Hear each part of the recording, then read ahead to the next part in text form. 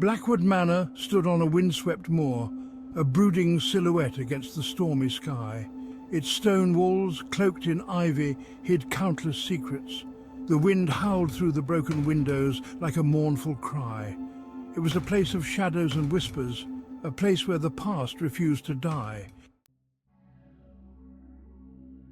Four friends, drawn by curiosity, arrived at the manor.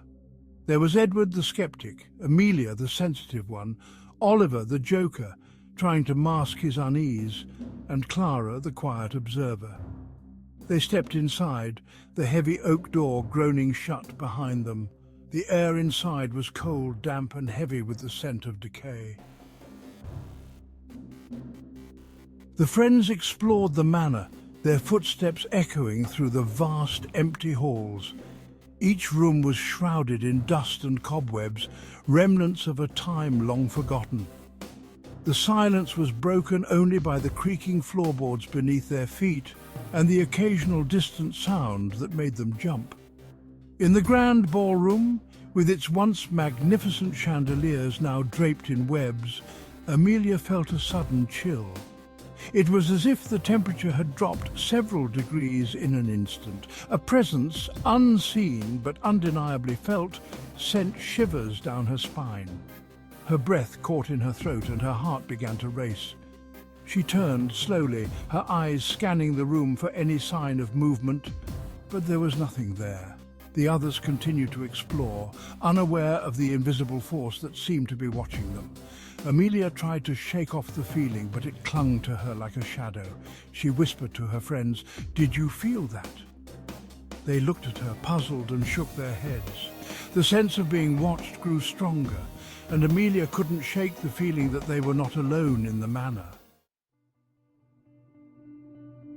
As night fell, the shadows in the manor deepened. The friends gathered in the drawing room, a fire crackling in the hearth. The room was filled with the scent of burning wood, and the soft glow of the flames danced on the walls. But the warmth did little to dispel the growing sense of unease that seemed to creep into their hearts. The old manor had a history, one that was whispered about in the village below. Stories of ghostly apparitions and unexplained phenomena were common, but the friends had always laughed them off. Tonight, however, felt different. Then they heard it. A whisper, faint but distinct.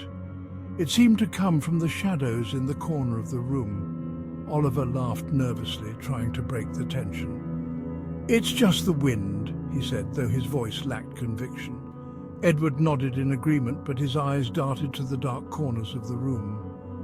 Amelia and Clara exchanged a glance, their faces pale. They had heard the stories from their grandparents, tales of restless spirits that roamed the halls of the manor. The whisper came again, this time louder and more insistent. It sent a chill down their spines. "Did you hear that?" Clara whispered, her voice trembling. Amelia nodded, her eyes wide with fear. "It's just our imagination," Edward insisted, though he didn't sound convinced. The friends huddled closer together, the fire now seeming like a fragile barrier against the unknown. The night stretched on, and the whispers continued, weaving a tapestry of fear and mystery that none of them would ever forget. The next day, a portrait in the attic caught Clara's eye. It was a woman in a flowing white gown, her face melancholic. Her eyes seemed to follow Clara wherever she moved, almost as if the portrait was alive. An old diary lay open at the foot of the portrait, its pages yellowed with age. Clara gingerly picked it up and began to read the faded ink. It told the story of Eleanor, a young woman who had lived and died in the manor many years ago. Eleanor had been deeply in love with a man named Thomas, but her happiness was short-lived. Eleanor's diary entries were filled with tales of secret meetings in the garden, moonlit dances in the grand ballroom, and whispered promises of eternal love. But as Clara read on, the tone of the diary changed. Eleanor wrote of a growing sense of dread, of shadows that seemed to move on their own, and of a coldness that seeped into her bones. She spoke of a mysterious illness that took hold of her, draining her of life and joy. Thomas, desperate to save her, sought the help of doctors and healers, but nothing seemed to work. Eleanor's condition worsened, and soon she was confined to her bed, her once vibrant spirit fading away. In her final diary entry, Eleanor wrote of a haunting vision she had seen in the mirror, a dark figure standing behind her, whispering her name. She believed this figure was the cause of her suffering, a malevolent spirit that had cursed her. Clara felt a chill run down her spine as she closed the diary. She couldn't shake the feeling that Eleanor's story was more than just a tragic tale from the past. The eerie atmosphere of the attic seemed to grow heavier, and Clara knew she had to uncover the truth behind Eleanor's fate.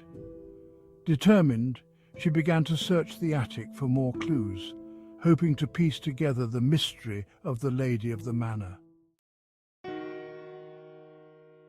Edward found an old newspaper clipping in the library. It told of a tragic accident. Eleanor's lover had died, thrown from his horse on the moor. Eleanor, heartbroken, never recovered. She wandered the manor, a lonely figure in white, mourning her lost love. The friends began to understand the source of the haunting.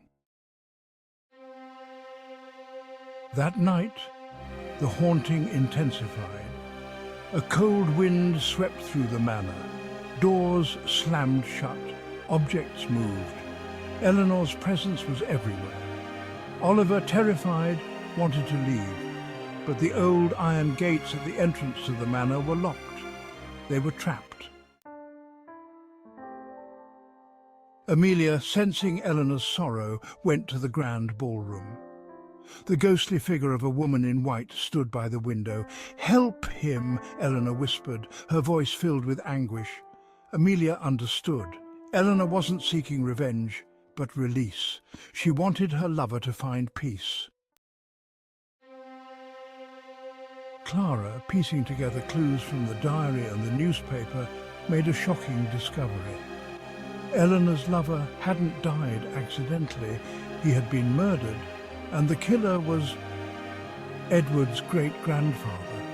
The motive was greed, a desire to claim the manor and Eleanor's wealth. The haunting wasn't Eleanor seeking revenge, but demanding the truth be known.